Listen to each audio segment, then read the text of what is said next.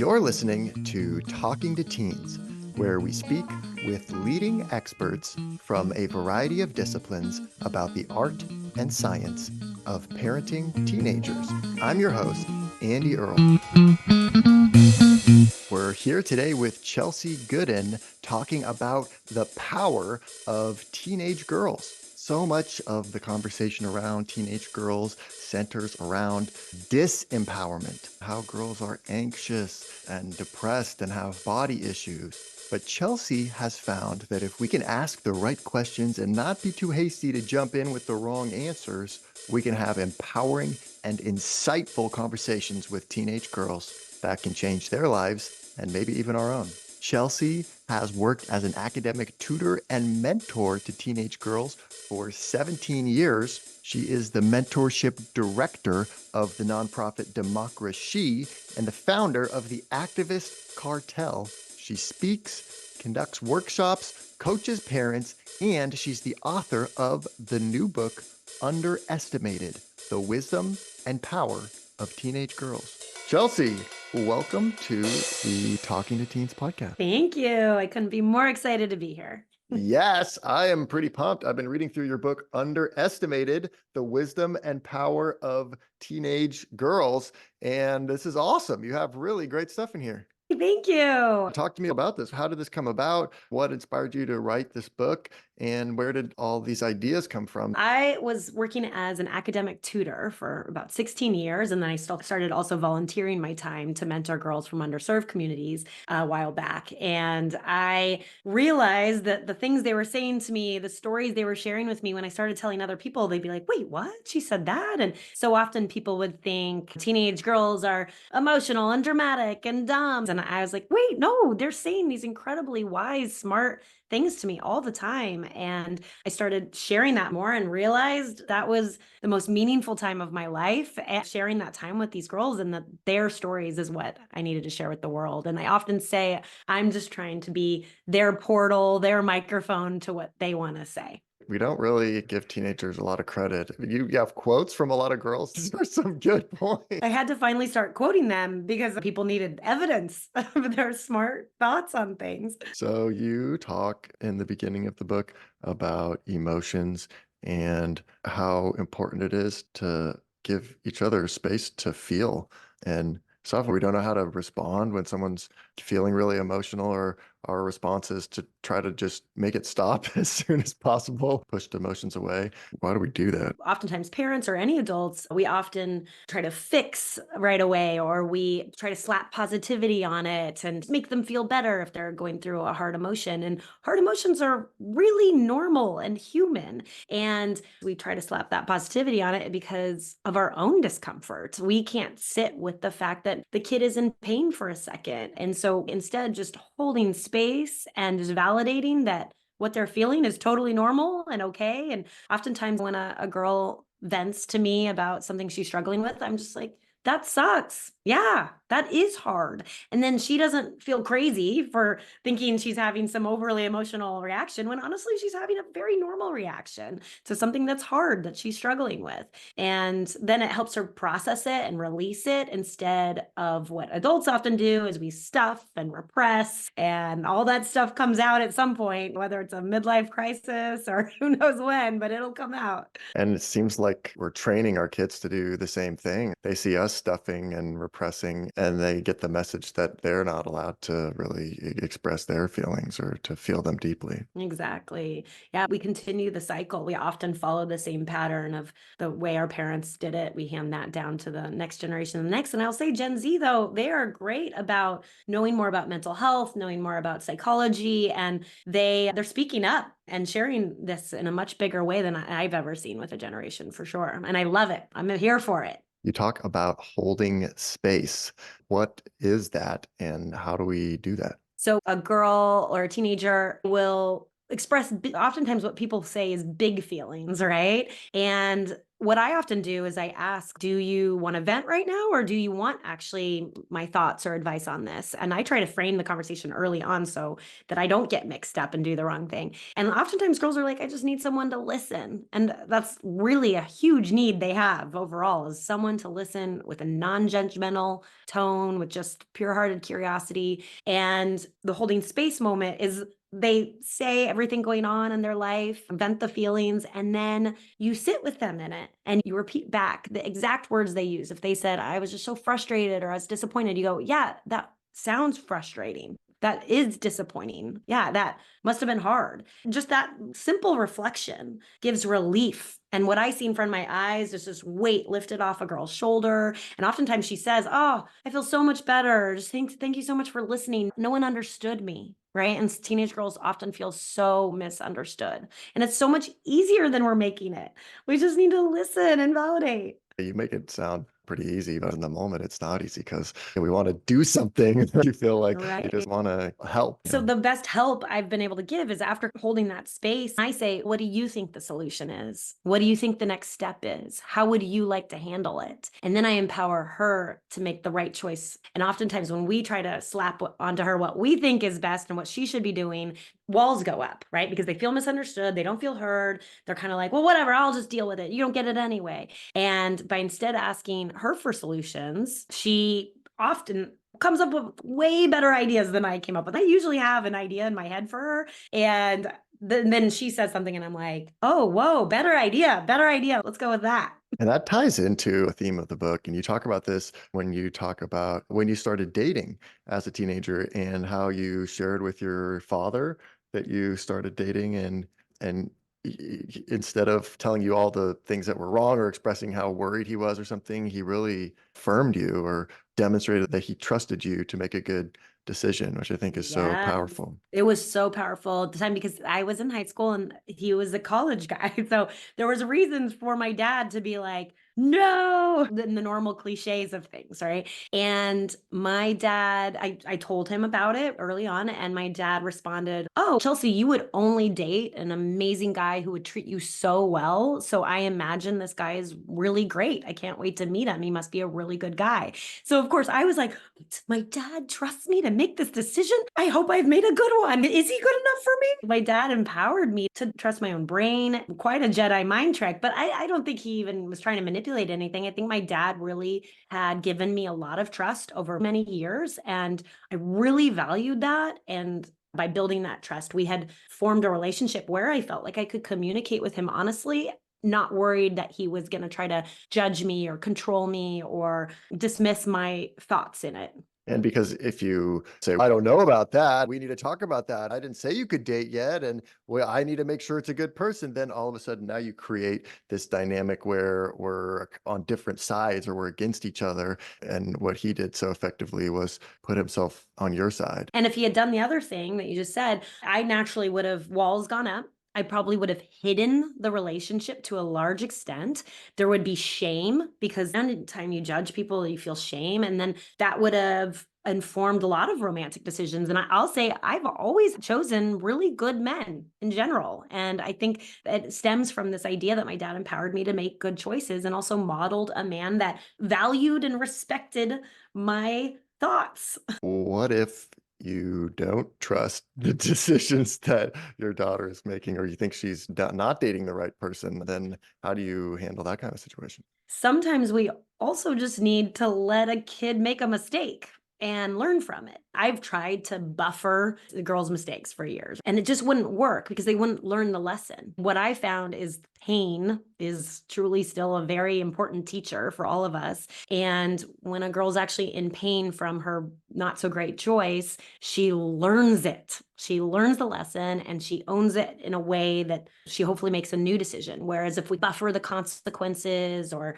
step in too early, she doesn't have the opportunity to learn from it. She doesn't feel enough pain to learn from it. And obviously, we can always be worried and we want to protect them from really bad choices. But which choices, right? Which ones are you most scared of? And how can we go upstream earlier in their life to avoid those types of things? Especially if you're doing something that your parents are not approving of and you're fighting against them to do it, then you're not even going to admit that it was a bad choice because you're going to be so defensive of whatever that was.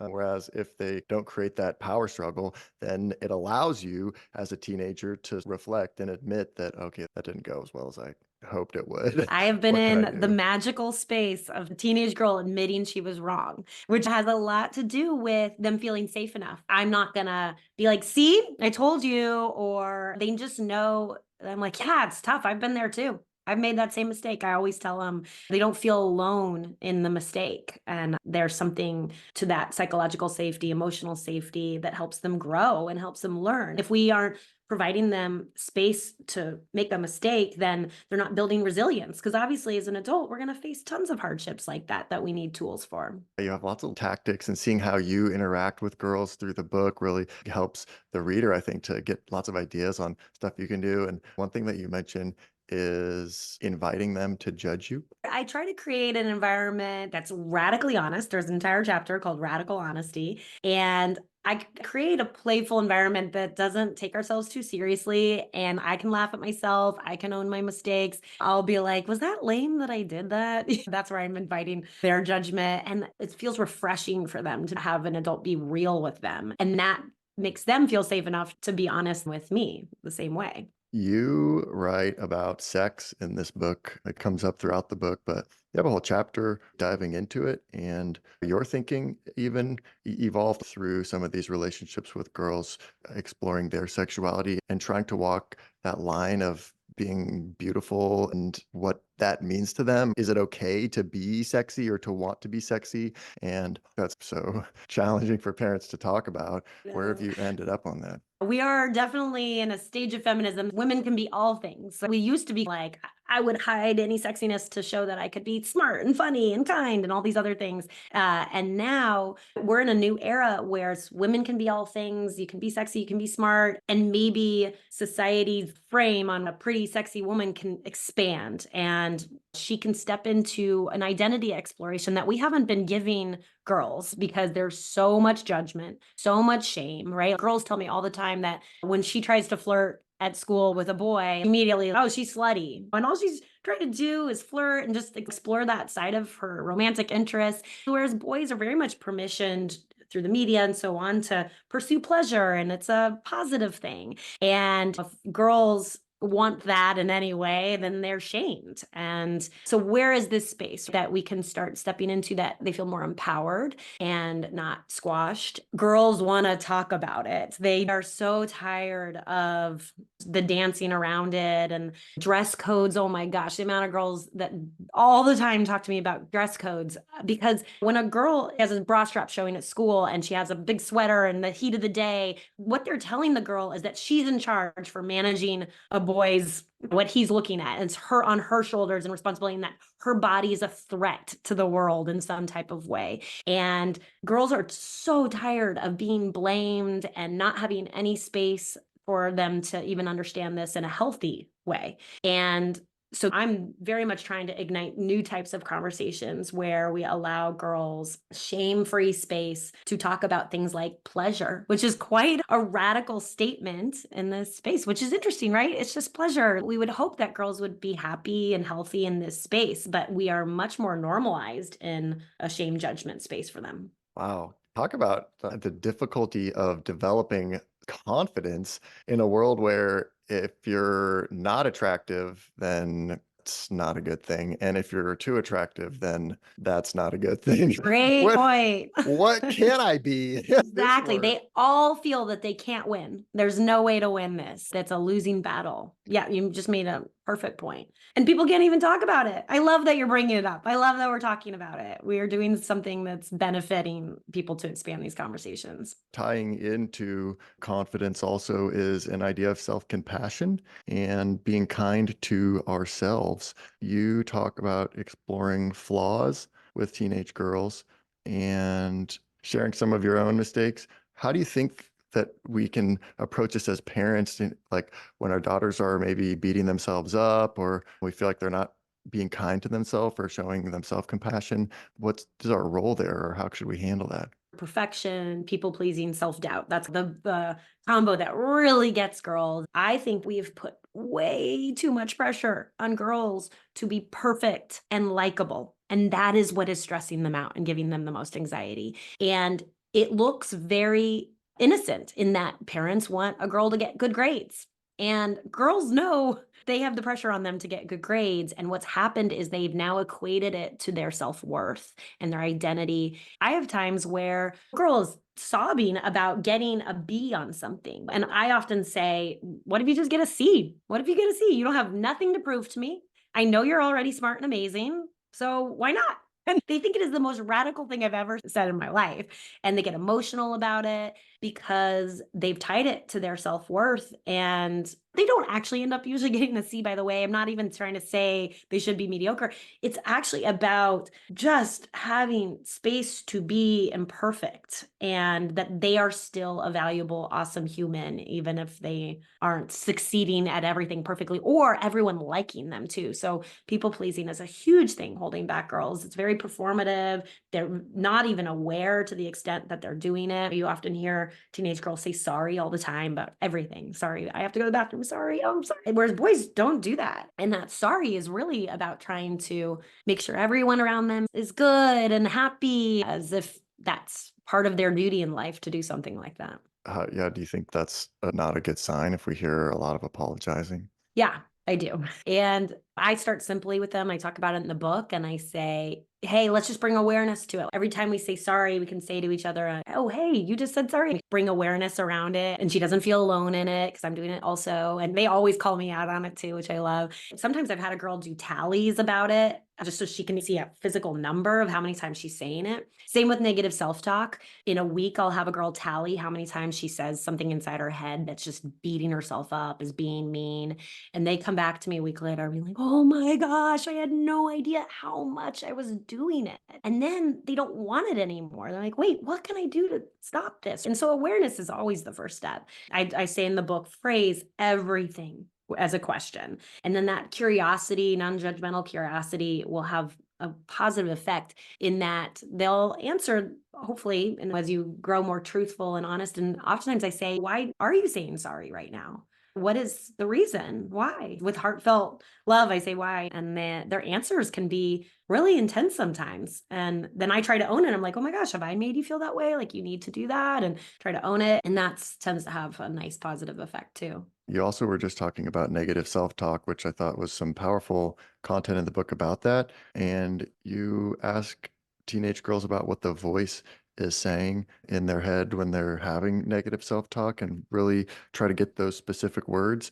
And then where's the place to take this conversation to help them get out of it? I call it the mean voice inside their head. And oftentimes when I first bring it up, they're like, wait, you have a mean voice too? It's actually news to them that everyone has a mean voice inside their head. And I ask, whose voice is it? That's always one of the first questions I ask. Whose voice? And, if they respond, my voice, they usually do it as a question. Wait, I don't think it is my voice. They know it deep in their heart that this mean voice is not truly their inner voice. The most common response I get is society's voice. And I think that's pretty accurate wherever society might be, right? It could be the media, it could be kids at school, it comes from a lot of collective areas. Sometimes it's a parent, which is a harder thing to dive into. If a parent is really criticizing, kids internalize that into that kind of voice inside their head that beats them up. So it's really important that we stay sensitive to a tone of critique. And I find parents innocently do it as trying to teach their kid all the time out of an intention of protecting them.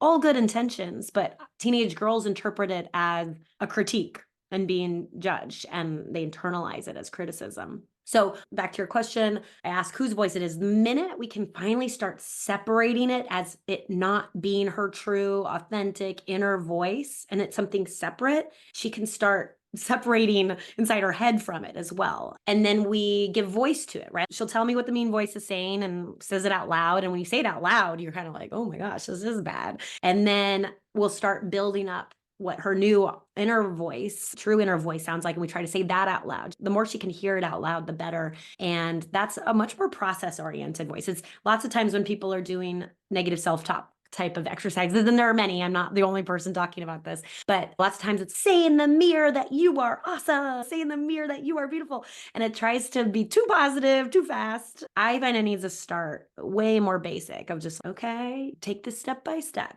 You're not doing so badly. Make it as real as possible that actually resonates with them and then build from there. I find a parent can bring it up by just sharing their process with the mean voice. That's it. Just share how you've struggled with it and what you've done about it. And then that's it. Don't be like, and you should do it too. Because I do think teenage girls like to hear their parents are human and that they've dealt with those things too and that they're not alone. You've got amazing ideas, tips, strategies, and stories in this book. And I can't wait for it to be released so our listeners can get their hands on it. The book is called Underestimated: The Wisdom and Power of Teenage Girls. Chelsey, thank you so much for coming on the show today and sharing all of this with us. It's been fun, it's been entertaining, and it's been really thought-provoking. No, I'm so glad. Amazing. Yes, you can buy the book wherever books are sold. And let's just spread this to the world so that girls can feel more empowered to use their voices in the world.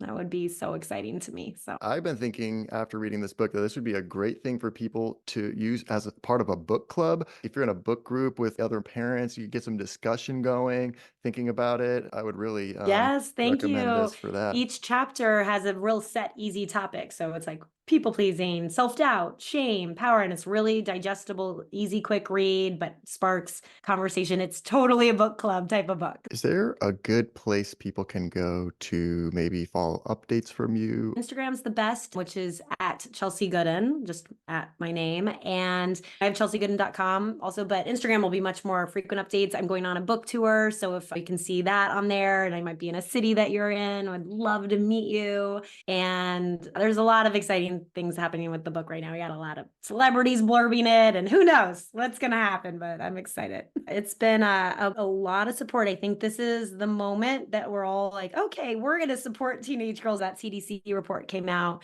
how much they're struggling and how much anxiety and all these things that I think people just didn't understand the intensity of it. And I was like, oh no, I know. I knew this and I'm offering solutions. And I think that the timing is just right. So the book's gotten a lot of celebrity support exposure. And honestly, where my heart is just to create change and make a more safe and empowering world for them. I think you're doing a great job. Keep up the good work. And thanks again for coming on the show.